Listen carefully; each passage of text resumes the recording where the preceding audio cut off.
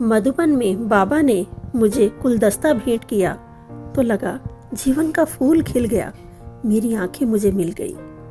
ये शब्द हैं ब्रह्मा कुमार भाई बंकिम, मुंबई से। जब मैं मेडिकल कॉलेज के दूसरे वर्ष की पढ़ाई कर रहा था तब दोनों आंखों की दृष्टि कमजोर होने लगी। डॉक्टर को दिखाया तो उनके मुख से निकला, ये बहुत खतरनाक बीमारी है, इसको रेटिनस पिगमेंटोसिया कहते हैं। इसमें ऑप्टिक नर्व पूरी तरह खत्म हो जाता है और 5-6 सालों में दृष्टि पूरी तरह चली जाती है। मैंने ऑपरेशन कराया, आयुर्वेदिक, होम्योपैथिक सब दवाइयों का प्रयोग किया, लेकिन अंत में जो होना था वही हुआ। इसके बाद तो जीवन जैसे अंधेरा हो गया। 1996 में लौकिक माताजी और उसके 2.5 साल के बाद पिताजी ने भी शरीर छोड़ा तो जीवन में समस्याओं का आना बहुत बुरी तरह शुरू हो गया। मैं निश्चिंत हुआ। सन 1996 में जीवन समस्याओं, परेशानियों, विघ्नों, अशांति, निराशा से भरा हुआ था। ना कोई मित्र संबंधी आते, ना कोई रिश्तेदार, ना मैं बाहर जा सकता था। क्या करूं, समझ से बाहर था।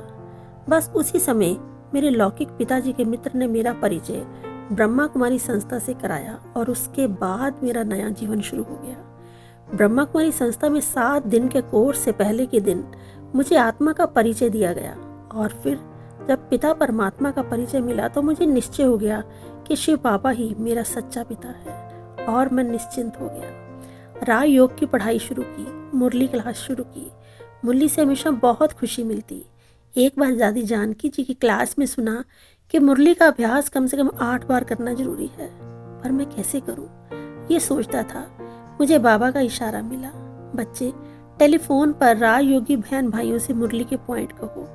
जैसे जैसे ये करता रहा तो बहन भाइयों से संपर्क बढ़ता गया, जिससे मुझे अनेक फायदे मिले। धीरे धीरे मैं मुरली का सार, प्रश्न उत्तर, धारणा, वरदान और स्लोगन याद करने लगा। बाबा का एक महावाक्य एक निमित भाई से सुना, वरदानों में शक्ति है, आग जैसी परिस्थिति को पानी में बदल देने की। ये सुनकर मैंने वरदान याद करना शुरू किया और आज मुझे 300 वरदान और 300 स्लोगन याद हैं जो मेरी आग जैसी स्थिति को भी पानी में बदल देते हैं।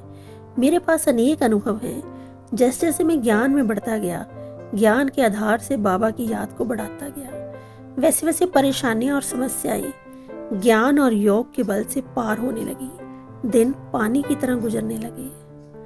अब रहता हूँ बाबा के साथ। अचानक जीवन में मोड़ आया है। मैं जिस लौकिक भाई के परिवार के साथ रहता था उनको कनाडा में अच्छी नौकरी मिल गई। नौकरी के नियम के अनुसार मैं उनके साथ कनाडा तो नहीं जा सकता था। मेरे भाई ने प्रश्न किया, हम कनाडा जाएंगे तो आप अकेले कैसे रह पाएंगे? मेरा उत्तर था, मैं कहाँ अकेला हूँ, मैं तो मेरे बाबा के साथ रहता हूँ। उस भाई ने मुझ में और मेरे बाबा में विश्वास है। वे लोग 2006 से कनाडा चले गए। मुझे निश्चय है ड्रामा कल्याणकारी है।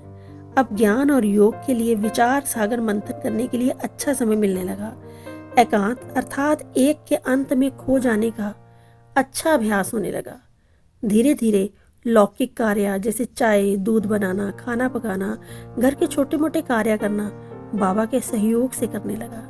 भाई बहनों के सहयोग से मैं बाहर के कार्य जैसे बैंक में जाना, खरीदारी करना आदि भी करने लगा। जीवन बाबा की छत्र छाया में सहज ही गुजरने लगा। 30 नवंबर 2008 को जब मैं मधुबन बाबा मिलन के लिए गया तो मुझे बताया गया कि आपको बाबा से मिलने स्टेज पर जाना है। ये सुनकर बाबा का शुक्रिया करते करते अपार खुशी में झूमता रहा। स्टेज पर बाबा ने खुद बुलाकर मुझे गुलदस्ता भेंट किया। उसी समय मेरे जीवन का जैसे फूल खिल गया। बाबा से प्राप्त अनेक अनुभवों में निश्चिंत होता गया।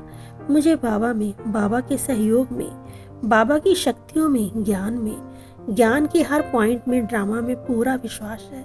दृष्टि ना होने के कारण कोई चीज कभी खो जाती है तो मैं बाबा से कहता हूँ, बाबा, मीठे बाबा, मदद करो। दूसरे ही पल वह खोई चीज मिल जाती है। ऐसे में बाबा के साथ का हमेशा अनुभव करता हूँ। राय योगी बहन भाई कहते हैं, आप में हमें प्रेरणा मिलती है। आप हमेशा कभी कैसे हंसते रहते हैं और उड़ते रहते हैं। मैं कहता हूँ, जिसके साथ 1000 भुजाओं वाला है उनको हमेशा उड़ते रहने भी चाहिए ना, है ना। ओम शांति।